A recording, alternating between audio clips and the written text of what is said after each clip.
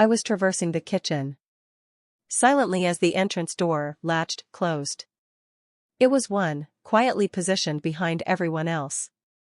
It was one of those infrequent weekends when the house felt desolate for the day since my parents had visited relatives and my stepbrother remained at home.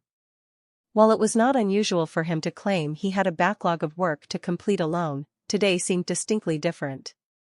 A certain quiet pervaded the environment, renders even the faintest sound seemingly magnified, bordering on excessive volume. I occupied myself with lunch preparation, attempting to disregard the peculiar sensation intensifying in my chest that had been feeling remote. Recently, more than ever, we were never particularly close. Nonetheless, since our parents' marriage a few years ago, an unspoken strain has persisted between us. I had just completed cutting. I was tending the plants when I heard his footsteps. Descending the steps gradually, he appeared contemplative, as if preoccupied with his thoughts. He halted in the doorway and reclined nonchalantly against the frame. He said, "Hey Chloe," while observing me. Informal, although with a distinct sharpness. From his voice, I was unable to ascertain what he was creating. He requested merely pasta, to which I responded, maintaining a casual tone. "Do you want some?" he inquired succinctly, but instead of returning upstairs as was his custom, he remained, his eyes locked onto me in a manner that seemed unsettling. A subtle chill coursed down my spine as I shifted in the kitchen under his observation. Feeling rather apprehensive, I finally inquired, turning to face him directly. He exhibited the same expression I had recently observed, but never interrogated, specifically, the reason for his smirk. His eyes conveyed a gravity that contrasted with his smile. "You are anxious." "I am well." I was untruthful. Concentrating on the business at hand, he unexpectedly approached the counter, positioning himself uncomfortably close to me. The aroma of his perfume, crisp and intense, appeared overpowering in the confined kitchen. He initiated the conversation in a subdued tone, "It is merely the two of us present today." He hesitated, and I refrained from meeting his gaze. There was no one to disrupt us. I sensed my pulse accelerate with an unusual warmth permeating within me. I am aware that I successfully articulated, maintaining a composed tone, as I could perceive from the palpable tension in the atmosphere. Proved difficult to disregard. I extinguished the burner and commenced plating the food. However, I sensed my hands trembling, uncertain of the outcome and apprehensive of discovering it. However, another aspect of myself, one I did not quite esteem, experienced a cautious interest that subtly grazed my arm. Although it was merely a subtle touch, it elicited an unforeseen jolt. I experienced tension. I inquired about what has affected you. He laughed, attempting to alleviate the unexpected tension in the atmosphere, yet he did not retreat. Instead, he leaned in. Even closer, he added softly, "I have been contemplating you frequently of late." A whisper, the words lingered between us. Intense, rendering me acutely conscious of his possible implications. Shouldn't I respond vocally? Quivering slightly, his gaze intensified, and for an instant, I was unable to discern his next intention. He persisted in a cunning manner. A smile graces his lips. "It is merely the two of us present. What is amiss with conversing?" However, the expression in his eyes indicated that he intended more than mere conversation. Sensing the necessity for distance, I retreated. The kitchen is typically my preferred room. Unexpectedly perceived an overwhelming sense of constriction and diminutiveness. Positioned in proximity, his remarks conveyed a light-hearted tone, but beneath the surface, I perceived a more profound intensity, akin to teetering on the brink of a precipice. "Indeed, speaking correctly," I remarked, striving to reassert control. I compelled a laugh, however, it resonated unsteadily even to my own auditory perception. "What specific topic would you like to discuss?" A fleeting expression I could not precisely discern crossed his face, yet, rather than responding immediately, he advanced, diminishing the space between us. I have just ignited my passion and accelerated the atmosphere surrounding us, feeling almost electrified. "Buzzing, come on, Chloe," he articulated. "Kind yet unwavering, you understand my meaning." I averted my gaze, retrieving the plates I had arranged. I perceived his presence standing. I felt an overwhelming force behind me, compelling me to exit the kitchen. "I will transport these to the living room," I murmured, striving to appear nonchalant, without glancing back. I exited. However, I could perceive his footsteps trailing behind. He slipped into the couch, closely following me as I set the plates on the coffee table, his gaze fixed on me with an air of expectation. In his stare, I was unable to ascertain my position at the far end of the couch, maintaining a distance between us. The television was operational, but I was not engaged. Observing, his gaze not burdened by intensity upon me, stillness elongated. Between us, interrupted solely by the gentle ticking of the wall clock, each second elapsing excruciatingly slowly. The tension persisted between us. Implicitly, "Do you ever contemplate how our circumstances would differ if we were not kin?" Inquired abruptly, disrupting the silence. His tone was subdued, as if he were uncertain about voicing it. An unusual sensation settled in my abdomen. We were crossing an unspoken boundary that neither of us understood how to negotiate. I did not respond immediately. "May I assert that this is an unusual inquiry?" I responded, attempting to divert the conversation while taking up my plate, but any desire to eat had long since vanished. Did he press forward slightly? "Technically, we are not truly connected.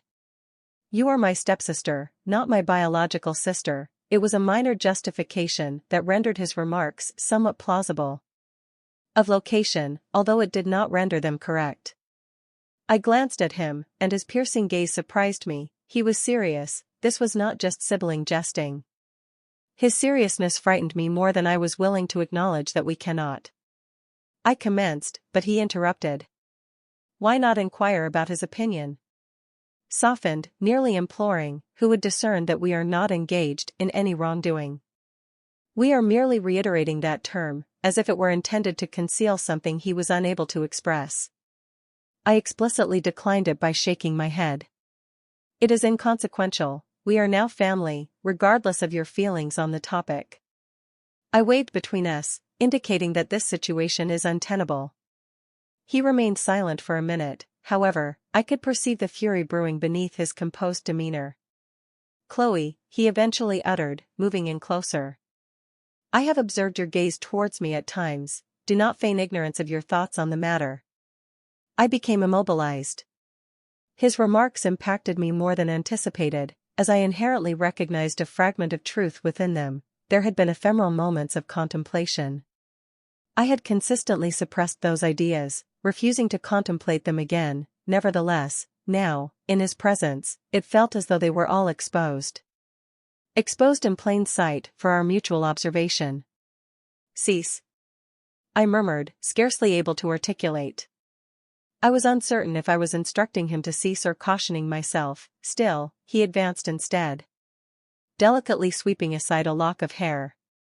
His fingers lingered on my face for an excessive duration. The contact elicited a shiver. A shiver coursed down my spine, and I despised my body's response, as much as my failure to withdraw promptly. I said, my voice quavering, "This is incorrect." He retreated. His hand moved, although his stare remained fixed on me for a little minute. I anticipated he may exert additional pressure. "Inform me if you desire any further information or if you are prepared." In the third segment, he reclined on the couch, releasing a deep breath. He acknowledged this after a little pause, running a hand through his hair. And exasperation.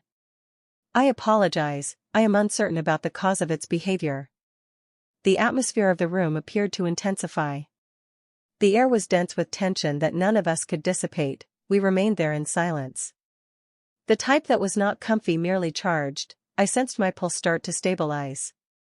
However, my thoughts persisted in racing. A part of me felt pleased that he had withdrawn, while another aspect, which I was reluctant to admit, experienced an unusual pang of disappointment. I despised the sensation of profound, unwelcome interest that we need to dismiss. This occurred, I said more to comfort myself than him. He did not reply immediately, rather, he observed me for a bit longer, his gaze lingering.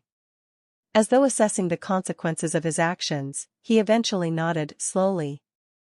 Indeed, you may be correct, he responded. However, the inflection in his voice conveyed a different sentiment. Conversely, it seemed we both inherently understood that neither of us would soon forget this experience. The stillness elongated between us, intensifying with each passing second. I attempted to concentrate on the television, but none of it resonated. My mind incessantly replayed his words, his touch, and the manner in which my body had reacted to him. A portion of me was acutely cognizant of the uncomfortable reality that a concealed aspect desired him to escalate the situation. The contemplation evoked a sense of bitterness and an unusual shame. It seemed as though I had transgressed a barrier despite no tangible limit being breached. However, at times, emotional boundaries are even more critical, and this was one we had both transgressed in a manner that felt irrevocable. I intend to proceed with cleaning up, I mumbled, rising abruptly in the kitchen. I required a getaway. The intensity and weight of his gaze elicited a subtle reaction from him, but I did not linger. Despite hearing it distinctly, my heart continued to race, and the confines of the house seemed to constrict around me. In the kitchen, I attempted to divert my attention by washing the dishes. As I allowed the warm water to flow over my hands while scrubbing, my mind again returned to the couch and the expression in his eyes only minutes prior. I could not dispel the question, how are we to transcend this situation? Is it possible to return to a state of normalcy when nothing feels normal any longer? While I was cleaning a dish that was already immaculate, I detected gentle footsteps nearing. My heart rate accelerated prior to his utterance. He softly remarked, his voice hesitant as he paused in the doorway, I knew it was Chloe. I believe we should discuss this matter. I declined, maintaining my back towards him. I believe that is an unwise proposition. I could hear him sigh behind me, his irritation palpable in the exhale as he struggled to articulate the appropriate words. We cannot simply disregard this or pretend it did not occur. That is precisely what we will do, I stated resolutely, my gaze directed toward the sink, reluctant to meet his eyes. I stated that we must relinquish this matter. Resolutely, I turned to confront him, my gaze fixed on his, and I sensed my determination faltering, grappling to maintain my composure amidst the turmoil in his eyes. Was unequivocal, and I recognized that this was not an issue he would relinquish readily. He said, advancing closer, his voice laden with emotion, why are you so reluctant to acknowledge the authenticity of our connection? I responded vocally because it is incorrect. More perceptive than I in presence, nearly reverberating through the silent kitchen. It is abnormal. We are family, or we ought to be, he said with a disappointed scoff, shaking his head. We are not truly family, Chloe. We did not grow up together, our acquaintance was minimal till a few years ago. Previously, something did not alter circumstances. Responded with a quavering voice. We cohabit, our parents are married, and we are expected to be siblings. His eyes lingered on mine for an extended duration. The tension between us is palpable. I could perceive the internal conflict he was experiencing against my skin, the identical struggle I was confronting. This transcended our relationship. The discussion pertained to the dangers associated with silence. The upheaval this could incite if we ventured down this perilous route. I see, he finally articulated his voice.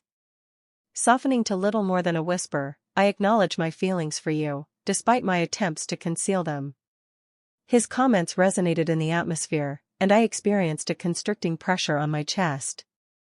This was exactly what I had feared. Admitting that there was something between us was like unlocking an unbreakable door, and once it was unlocked, there was no turning back. We cannot proceed with this, I stated, my voice almost audible, my fingers clutching the countertop, it will jeopardize everything. Everything paused, and I observed the disappointment in his eyes, a sorrow that astonished me with its intensity. I wished to avoid causing any damage. I did not anticipate experiencing this. A constriction developed in my throat, and I endeavored to suppress the emotions. Things posed a risk of inundating me. I did not wish to cause him pain, yet this situation needed to cease, before it became further convoluted. I asserted with utmost determination that we must conclude this matter. Whatever this is, or whatever you believe it to be, it is not genuine, we are merely perplexed, our prolonged cohabitation has obscured our perception. Once we obtain some distance, everything will revert to normal, he stated, gazing downward with a profound frown. His face creased, revealing a fleeting glimpse of the tumultuous emotions within his expression. Ultimately, he accepted. I will accept it. He mumbled somewhat hesitantly, all right. Receding somewhat, I will withdraw. I wish to avoid causing you discomfort. I exhaled. I was unaware that I was experiencing a peculiar amalgamation of relief and remorse.